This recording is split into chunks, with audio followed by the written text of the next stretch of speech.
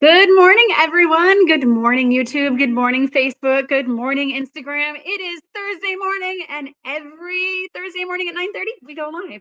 And I'm super excited about today's broadcast because we're talking about super cool content that we don't get to talk a lot about. These are things that we do at Cotton Cuts that not a lot of people know about, and the people that know about them love them. And so I love sharing those little nuggets of Easter eggs with everybody.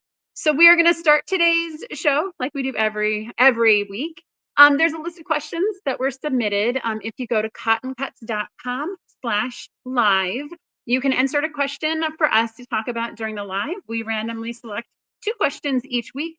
Sometimes they're meant to trip me. I have no idea. I see them literally live with everyone here. It's this paper that's handed to me. So we'll start with the first 2 questions today. So Dana McLaren from Alberta, Canada. Welcome. Oh my gosh, it's really cold where you are. Thank you so much for submitting a question. Dana says, I'll be traveling to the United States next month, and I would like to buy a traveling sewing machine. What are some things I should look for? Okay, so this is a fascinating question because I just had an employee who needed to go to Florida to spend time with her grandchildren. And so this is Dawn. Dawn's lovely. Dawn's amazing. She makes several of our PMQs. And she wanted a traveling sewing machine to take with her while she was spending time watching her kids, watching grandkids, right? They go to sleep early. Parents were gone. What is she going to do? She's going to sew. She's a quilter at heart. And so we brainstormed a lot of different options. And so we looked at maybe shipping the sewing machine ahead of time. That works really well if you still have your sewing machine box. Not everyone still has that box. I definitely don't have mine. I would really struggle with that. That's actually very costly as well. And especially, Dana, if you're coming from Canada into the United States, that importing is going to be real rough. We also looked at renting a sewing machine when she gets to her destination.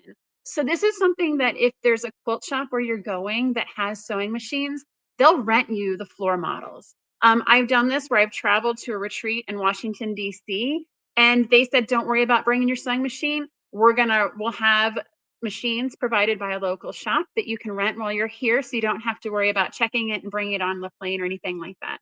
That's a great option. As long as you're not like super married, like I need my embroidery machine, I need my baby lock, whatever you need.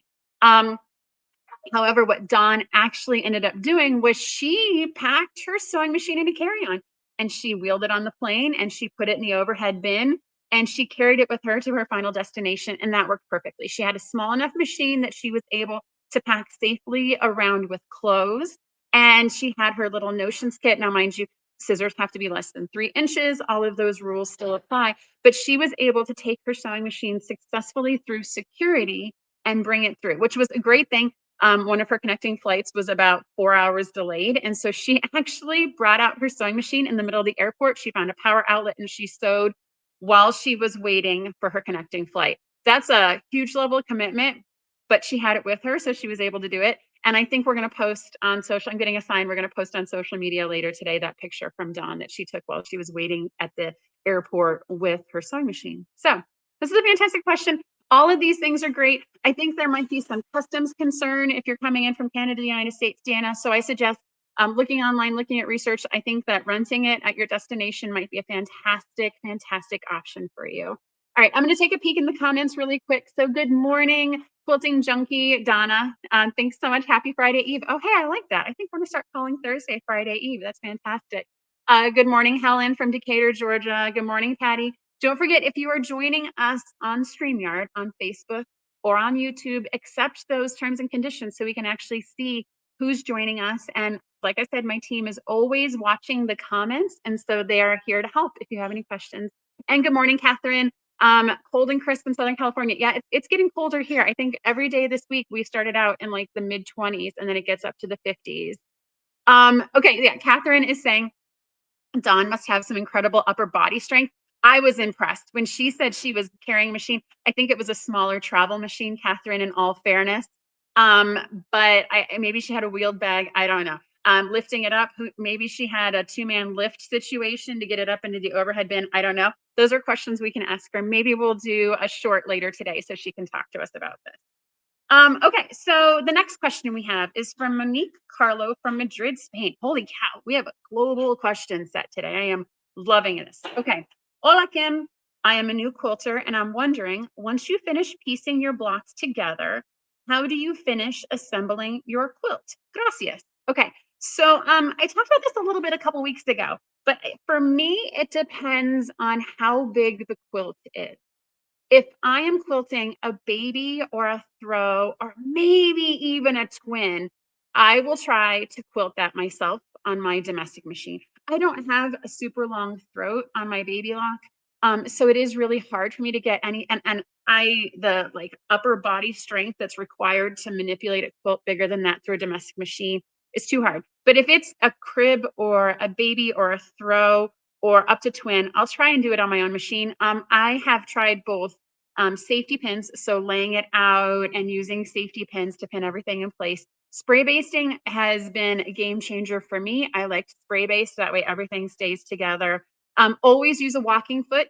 That is something I had an interview with Jennifer Worthen, our featured designer, a couple days ago. And we talked about the right equipment, and getting a walking foot is super critical when you're quilting and finishing your own quilts. Anything bigger than that, I have a long armor that we use locally that I've sent the quilts to, especially if it's something that's a gift. I have a long armor, take care of that every day of the week. I don't trust my skills. I've tried free motion quilting. I've tried a lot of things.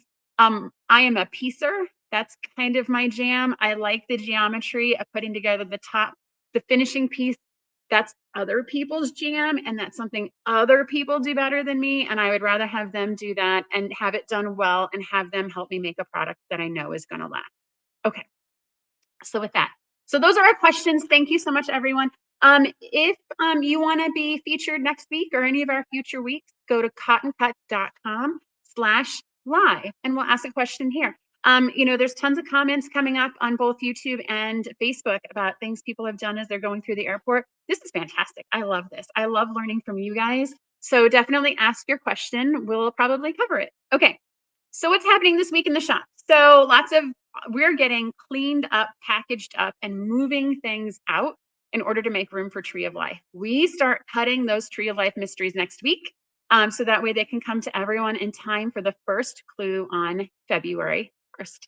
It's not too late to sign up. You can definitely head to the website. There's a lot of people joining in. It's going to be an awesome, great time, but we are in full on shop mode getting ready. It is not something that we do at the last minute. This definitely takes timing, planning, and preparation. We also did mail all of our leaves to everyone. We talked last week about our community tree, and we're going to build a tree of life here in the shop. So as those start rolling in, we'll start building our tree and be able to share it each week with you on the live. It's going to be awesome. It's great. There's some pretty colors. I love the magenta one. I think I'm going to put mine on there in the magenta fabric, and we'll see where we go.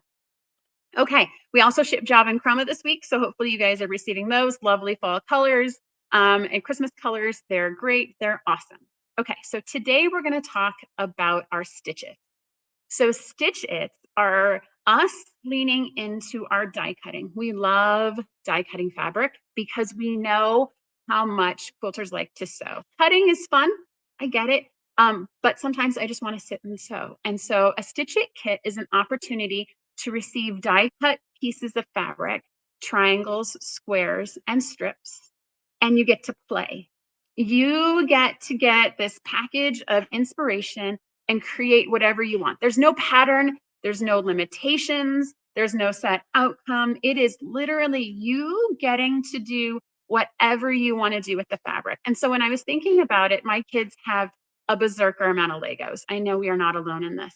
And it is very common to get a Lego box that has a pattern, and you get to make it for the pattern. And at the end, you have this beautifully, beautiful Lego set. But the ones that my kids loved, the ones they kept coming back to, are the Lego sets that are just a bunch of random Legos in a tub. And they were able to just sit and play and be creative and create whatever they wanted to. And that is what we call our stitch-its. They are the Lego kits that are free range to create whatever you want. And so I actually have a model to show everyone. So this is one of our stitch-it kits. And so you can see it comes with triangles, it has squares. In the back, it has larger triangles and strips. And there's always a gift because that's kind of our thing. We always give gifts away, but it's a different collection each time. These are a limited release product. So they are only ever on our website the 15th of the month, starting at 11 a.m. There's usually 3 to 4 different collections. It changes each month, and when they're gone, they're gone. So actually, timely enough, tomorrow's the 15th. So in about 25 hours, they're going to be on our website and ready for sale. This month, we are featuring Alison Glass's Chrysanthemum collection. We are going to be featuring Swatch Book by Figo, and we're going to have an amazing assortment of batiks because we know there's batik lovers out there, and I always love having a stitch that has batik. So one of our most common questions we get asked is, what can I do with the stitches? I think the freedom to do anything can be a little bit overwhelming. And so my advice has always been is just take the pieces out of the box and play with them on a design wall. And I say that, and I know that not a lot of people know what a design wall actually is. So I thought I would take a few minutes here to talk about a design wall, because this is something that we hear about, and it may be something that you think is horribly expensive or something that you don't know how to use. But a design wall is basically a large piece of fabric, a large piece of something that you can actually put your fabric on and it will stick. And so I have an example of one right here that is literally just batting. Here, I'm going to scooch it over so Instagram can see it. It is batting on an old whiteboard. And so when people say design wall, they can be talking about literally a piece of batting that they put push pins on into a wall in their room. And the concept is that the fabric is going to stick to it and I can play with it. I can move it around. I haven't committed to anything because I haven't started sewing on it yet, but I can see how the colors are going to lay out. I can see how the blocks will come together in a non kind of committal, very play fashion.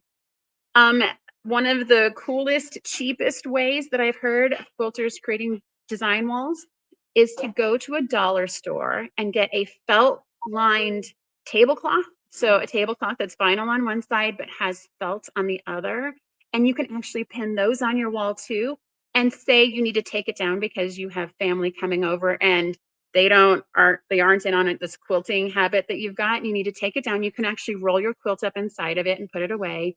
If you are going on a retreat and you want to work on a project there, you can roll it up and take it with you. You can unroll it at the retreat and continue sewing.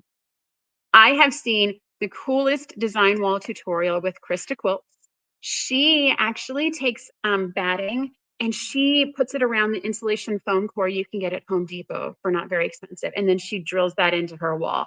We had that in our old shop. I miss it. It's fantastic. It is a great way to have a sturdy fixture, because if I take just batting and pin it to a wall, it's going to start to sag. It's going to get heavy. But if I attach it to that foam core and then attach it in my quilting room, it is going to be there for a long time. So there's a lot of ideas here.